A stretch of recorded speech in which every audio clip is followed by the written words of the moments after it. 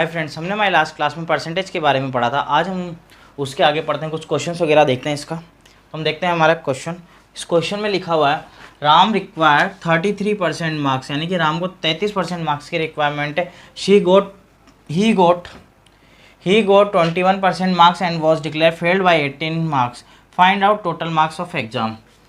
यहाँ पे लिखा हुआ है राम को एक परीक्षा में उत्तीर्ण होने के लिए 33% अंक प्राप्त करने हैं। उसने 21% अंक प्राप्त किए तो वह 18 अंकों से अनुत्तीर्ण घोषित कर दिया गया। तो पूर्णांक ज्ञात करो। ये दिया हुआ है हमें क्वेश्चन में, और यहाँ पे दिया हुआ है declare failed by 18 marks. Question दिया हुआ है। अब हम इस क्वेश्चन को सोल्व करते हैं। सबसे पहले हम लिखते हैं 33। उसको यहाँ पे दिया हुआ है रिक्वायर है 33% मार्क्स की।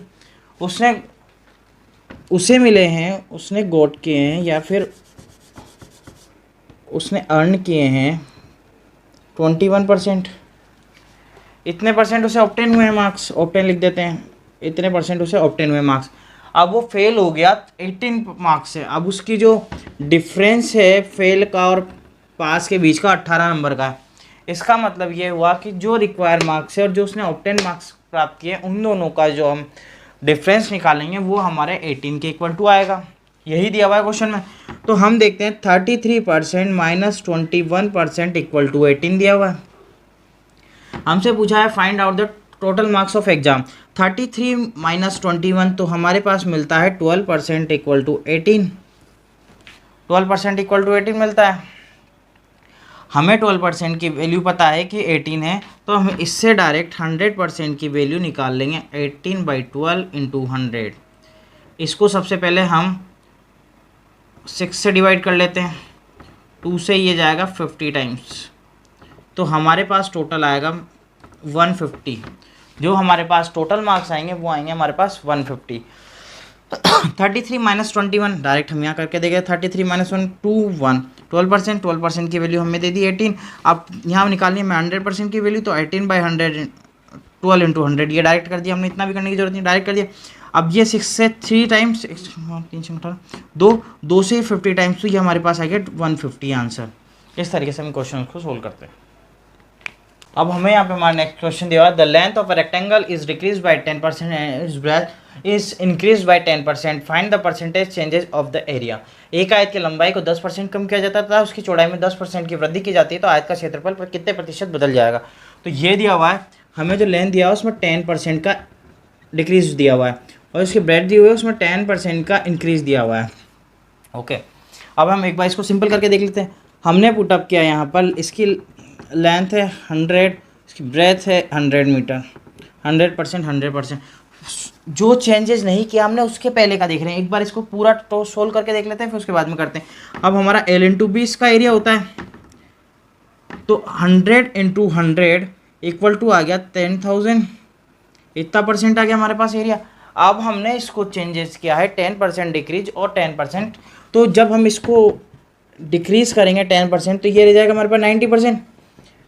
10 100 का 10, तो ये 100, तो 10% जब डिक्रीज करेंगे तो हमारे पास डायरेक्ट 90 ही आएगा, तो 90%। और बी की जो वैल्यू आएगी वो हम कर रहे हैं 10% इंक्रीज, तो 10% इंक्रीज करेंगे तो 110 आ जाएगी। अब हम इससे इसका एरिया निकालते हैं। एरिया निकालने के वही L इंटू बी, तो 90 इंटू 110, तो इसका आएगा 9900। इतना परसेंट आ गया। अब इन दोनों में हम देखते हैं कि जो हमारा जब हमने चेंजेस किया है उसके LB में, तो हमें मिलता है कि दोनों में जो डिफरेंस मिलेगा, दोनों का जो हमारा डिफरेंस होगा वो होगा 10,000 माइनस 99,100 इक्वल टू 100 का हमारे पास डिफरेंस मिलेगा। अब वो पूछ रहा है कितने परसेंट, तो हमें परसेंटेज के लिए निकालने के लिए हम करेंगे 100/10,000 इंटू 100। 100 यानी कि 1% का जो हमें मिलेगा वो चेंजेस मिलेगा, यानी कि 1% का होगा जो डिक्रीज मिलेगा, क्योंकि ये बड़ा है ये छोटा है। इसमें से हमने इसको घटाया, तो जो हमें जो मिलेगा इसमें मिलेगा 1% का डिक्रीज। जो क्षेत्रफल होगा वो 1% हमारा कम हो जाएगा। ये हमारा हुआ बड़ा वाला मेथड हम कुछ पेपर में आएगा तो हम इसको इस तरीके से नहीं करके हम डायरेक्ट इसको सोल्व करेंगे। तो हमें पता है कि यहाँ पर हमें लंबाई और चौड़ाई दोनों अभी नहीं दी हुई है, तो हम दोनों को अभी 100 मानेंगे। 100% है, मतलब दोनों की लंबाई और चौड़ाई दोनों सेम है। अगर हमारे पास दोनों की जो वैल्यूज़ है वो सेम दी हुई है और x की वैल्यू दी हुई है और y की वैल्यू दी हुई है, x की वैल्यू हमारे पास 10% दी हुई है डिक्रीज में, 10% y की वैल्यू दी हुई है इंक्रीज में, l एंड b की वैल्यू हम इसको xy मान लेते हैं। हम इसके लिए हमने फॉर्मूला देखा था x plus Y plus X into Y by 100। हमारे पास अगर डिक्रीज दिया हुआ है तो हम वो वैल्यू माइनस में लेंगे, इंक्रीज दिया हुआ है तो वो वैल्यू हम प्लस में लेंगे। हमें यहाँ 10% दिया हुआ है, हमें डिक्रीज में दिया हुआ है, तो यहाँ पे लिखेंगे -10, यहाँ पे आएगा इंक्रीज में +10, एक प्लस -10 इंटू प्लस का 10 बाई 100, तो 100 से 100 कैंसिल आउट हो गया, -10 प्लस 10 होके 0 हो गया। यहाँ पे हमारे पास माइनस का साइन है जब -1, तो हमारे पास आएगा -1%, यानी कि -1% जो होगा इसका मतलब होगा 1% का जो होगा डिक्रीमेंट होगा इसमें, पहले वाले में और अभी वाले में। ये इस तरीके से क्वेश्चन को जल्दी हम सोल्व कर सकते हैं। ये हमें फॉर्मूला याद होना चाहिए, बट वो फॉर्मूला हमारे पास वही होगा, एक तो ये 10% एंड 10%, इस तरीके से हमें वैल्यू दी हुई है और दोनों या तो हमें यहाँ पे जो कम दिया हुआ है या तो इस जगह पे हमारा इंक्रीमेंट हो जाता है और इस जगह पे हमारा इंक्रीमेंट है इसे, अगर इस जगह डिक्रीमेंट इस जगह डिक्रीमेंट तो भी हमारा फॉर्मूला लागू। लेकिन हमें उसके लिए ये याद होना चाहिए कि जैसे हमारे पास यहाँ पे लंबाई और यहाँ पे जो हमें चौड़ाई दी हुई है एल एंड बी दी हुई है, इसकी जो वैल्यूज़ है हमारे पास एक होनी चाहिए, तो हमने यहाँ पे दोनों की वैल्यू एक पुटअप कर ली थी 100%, क्योंकि हमें दी हुई नहीं थी, तो इसलिए हम इस तरीके से सोल्व करते हैं। अब हम यहाँ पे हमारा क्वेश्चन देखते हैं। इस क्वेश्चन में लिखा हुआ है हमारा कि student multiply a number by 3/5।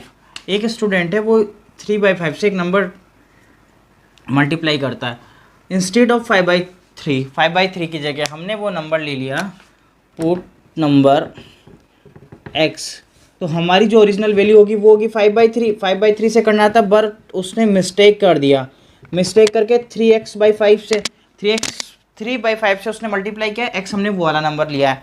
अब हम यहाँ इन दोनों का डिफरेंस निकालेंगे कि जो मिस्टेक ओरिजिनल था उसका 5/3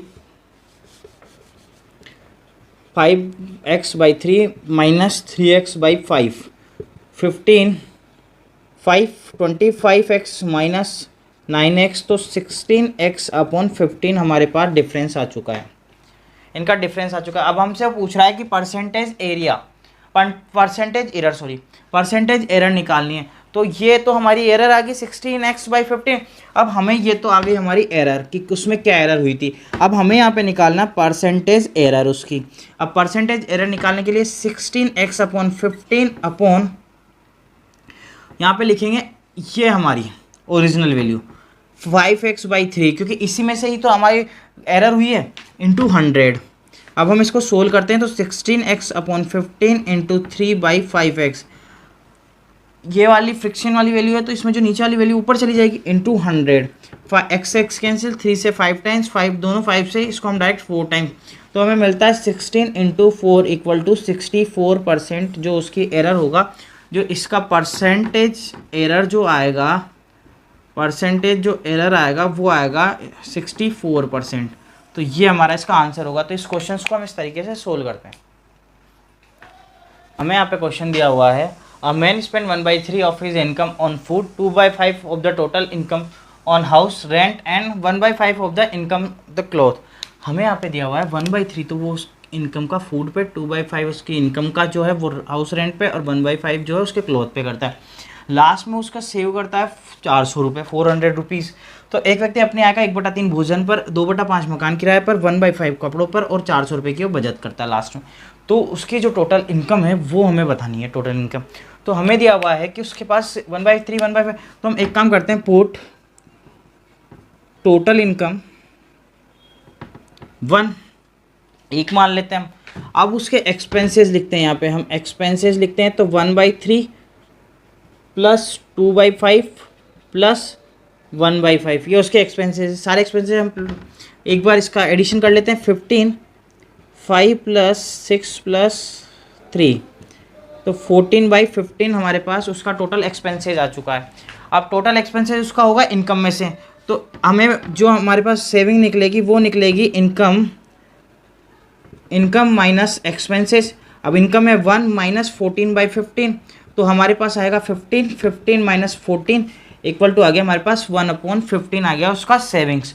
तो हमारे पास 1/15 जो सेविंग है उसकी वैल्यू दे रखी है 400, हमें निकालनी है हमारे 1 जो हमें इनकम दिया हुआ है 1 की वैल्यू, तो 400/1/15 इंटू 1, तो 400 इंटू 15 इक्वल टू हमारे पास आएगा 6000 रुपीज़। जो ये होगी ये इसकी उसकी जो आय होगी टोटल वो आय होगी। हम इस क्वेश्चन को एक बार और देख लेते हैं आराम से। हमारे पास डायरेक्ट सोल्व करने के लिए हमने उसका जो दिया हुआ है हमें इनकम, उसको हमने इनकम को 1 मान लिया, डायरेक्ट इनकम हमारे पास इनकम है 1।